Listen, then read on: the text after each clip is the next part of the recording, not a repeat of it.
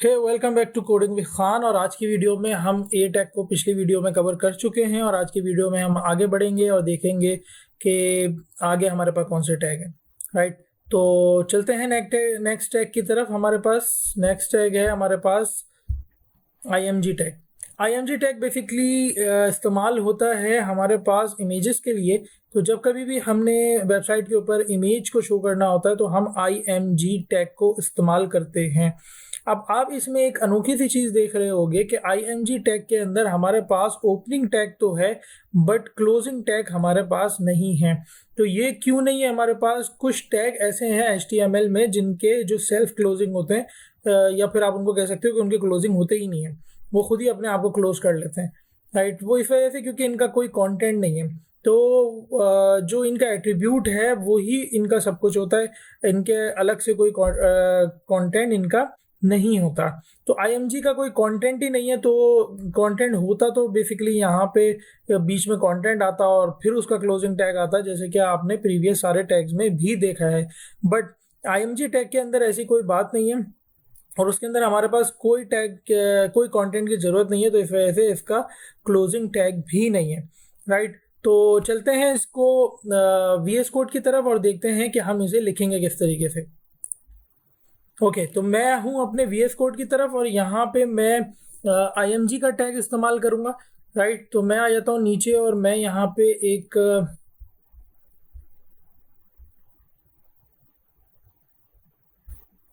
मैं यहाँ पे एक टैग क्रिएट कर देता हूँ जिसका नाम होगा IMG टैग। जैसे आप IMG लिख के एंटर करोगे तो आपके सामने दो एट्रीब्यूट के साथ IMG का टैग आ जाएगा। एक है सोर्स एट्रीब्यूट और एक है ऑल्ट एट्रीब्यूट। राइट, तो इससे पहले कि मैं IMG को इस्तेमाल करूं, मैं चलता हूं एक वेबसाइट की तरफ जिसका नाम है pexels.com। ये स्टॉक फ्री फोटोज़ की बहुत बड़ी वेबसाइट है। आप चाहो तो यहाँ पे इसको भी यूज़ कर सकते हो, वरना इसके अलावा भी बहुत सारी वेबसाइट्स मौजूद हैं। राइट, तो यहाँ पे हम एक काम करते हैं, हम कोई अच्छी सी तस्वीर देखकर हम यहाँ पे इसको शो करवाते हैं। राइट, तो फॉर एग्जांपल मैं ये तस्वीर को ओपन कर लेता हूँ और यहाँ पे अच्छा, अब देखें आप, मैं तस्वीर को दो तरह से शो करवाऊंगा। एक मैं शो करवाऊंगा इसको अपने पास डाउनलोड करके। राइट, मैंने इसको डाउनलोड कर लिया। ओके, तो ये मेरे पास डाउनलोड हो गई और डाउनलोड होने के बाद मैं इससे पहले कि डाउनलोड करके इसे लगाऊं, वो मेरे डाउनलोड के फोल्डर में चली गई होगी। मैं एक काम करता हूँ, मैं इमेज पे राइट क्लिक करता हूँ और यहाँ पे मेरे पास है कॉपी इमेज लिंक। मैं इस पर क्लिक कर देता हूँ। जैसे मैं कॉपी इमेज लिंक पे क्लिक करता हूँ तो मेरा जो लिंक है इस इमेज का वो मेरी पास मेमोरी में कॉपी हो चुका है। अब मैं आता हूँ सोर्स के अंदर वैल्यू, जो ये यहाँ वैल्यू लिखते हैं, आपको पता होगा इन्वर्टेड कॉमास के बीच में, अभी बताया मैंने पिछली वीडियो में। तो मैं यहाँ पे जैसे ही इस लिंक को पेस्ट करूंगा तो मैं जाके चेक करता हूँ, जो मेरा सर्वर खुला है वहाँ जाके देखें आप, ये तस्वीर शो होना हमारे पास शुरू हो गई है। तो ये उस लिंक से ये तस्वीर उठा कर लेकर आ रहा है। राइट, तो ये वो मुझे यहाँ पे शो करवा रहा है। राइट, तो आप ये यहाँ पे लिख सकते हैं IMG tag showing image from external link. हम एक्सटर्नल लिंक से अपने पास पिक्चर शो करवा रहे हैं। और ऑल्ट टेक्स्ट के अंदर क्या आता है? ऑल्ट के अंदर हमारे पास क्या आता है कि मान लें कभी ये पिक्चर लोड ना हो या कोई ब्लाइंड पर्सन है जो स्क्रीन रीडिंग कर रहा है आपकी वेबसाइट की, क्योंकि वो तो देख नहीं सकता, तो उसको किस तरीके से आप शो करेंगे? तो बहुत आसान तरीका है कि ऑल्ट में आप अब इसका टेक्स्ट लिख देंगे। जैसे कि मैंने लिखा, ये जो तस्वीर है वो ब्रिज पिक्चर है। राइट, तो उसको तो जो ब्लाइंड पर्सन है स्क्रीन रीड कर रहा है, उसको ये वाला जो ऑल्ट टेक्स्ट है ये यहाँ पे स्क्रीन रीड उसे करके बताएगी। लेकिन फिर भी एक चीज़ और, अगर कभी मान लें आपकी कोई इमेज लोड ना हो, कोई भी वजह हो जाए या तो फिर क्या होगा? तो मैं यहाँ पे एक इमेज को ना लोड करके आपको दिखाता हूँ। मैं इसका URL छेड़ देता हूँ यहाँ पे और देखो आप, आपके पास वो ये तो लोड हो रही है। हम इसका URL छेड़ देते हैं। अच्छा, चलें, कोई बात नहीं, हम इसको यहाँ पे इसका URL चेंज कर देते हैं और यहाँ पे ये URL आ गया। इसका अब आप देखो, इसकी इमेज जो है वो URL इसका उठा के नहीं लेकर आ रहा क्योंकि उसे करेक्ट URL नहीं मिल रहा है। तो अब आप देखो यहाँ पे इमेज का ब्रोकन का एरर आ रहा है और साथ साथ इसमें हमारे पास ब्रिज पिक्चर का आपको टेक्स्ट शो हो रहा है जो कि आपको ये बता रहा है कि इस जगह पे किसी ब्रिज की पिक्चर लगी हुई थी, राइट। तो ये काम होता है आपके पास ऑल्ट टेक्स्ट का। मैं फिर से अपनी तस्वीर लगा देता हूँ जो थी यहाँ पे, राइट। तो ये तस्वीर वापस आ गई यहाँ पे। अब ये तस्वीर जो है वो मेरे पेज पे बहुत बड़ी है, तो मैं चाह रहा हूँ कि इसको थोड़ा सा छोटा कर लूँ। तो किस तरीके से करूँगा, हमारे पास इसी क्लोजिंग एंगुलर ब्रैकेट से पहले एक और एट्रीब्यूट है जिसका नाम है विड्थ। आप विड्थ लिख के जैसे ही एंटर करोगे तो विड्थ का एट्रीब्यूट अपने पूरे सिंटैक्स के साथ आ जाएगा। बीच में आपको जो भी साइज करना है उसका, मुझे करना है इसको 300, और ये देखें आपकी जो विड्थ है वो अब छोटी हो गई है।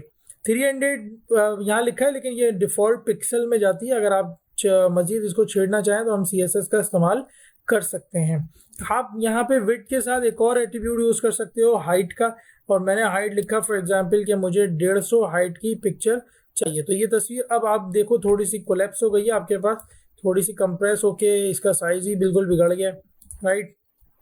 तो ये तस्वीर आपके पास अब छोटी हो गई है जो कि बड़ी थी। तो ये भी आप यहाँ पे कर सकते हैं, लेकिन ये वाला जो काम है अब नॉर्मली हम CSS से ही करते हैं, but yes it is possible in HTML also. वो भी आपको थोड़ी सी फंक्शनैलिटी प्रोवाइड करता है। फंक्शनैलिटी का मतलब यहाँ प्रोग्रामिंग नहीं है, फंक्शनैलिटी का मतलब ये थोड़ी सी आपकी मदद HTML भी कर देता है थोड़े बहुत छोटे मोटे काम करने में, वरना ये काम आपका CSS से होता राइट।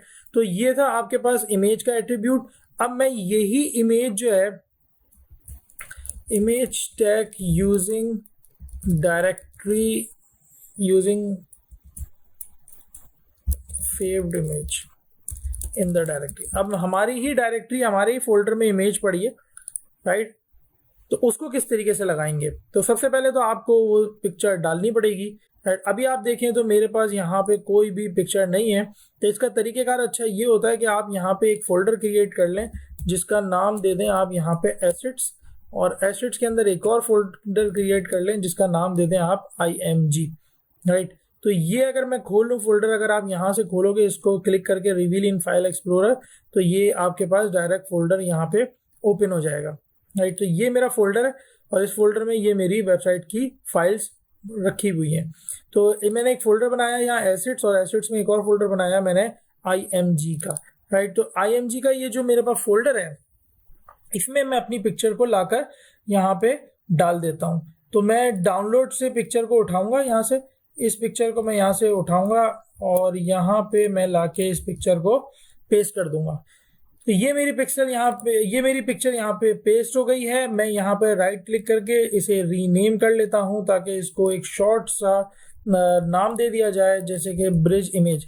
आपने ख्याल रखना है कि आपकी पिक्चर के नाम के दरमियान में स्पेस ना हो, जहां आपने स्पेस यूज करना हो वहां आप हाइफन जो कि 0 के बराबर में होता है उसको इस्तेमाल करो और एंटर कर दो। तो ये आपकी तस्वीर यहाँ पे आ गई है। अब हम इस फोल्डर को बंद कर देते हैं और जाकर पिक्चर को दोबारा से लगाने की कोशिश करते हैं।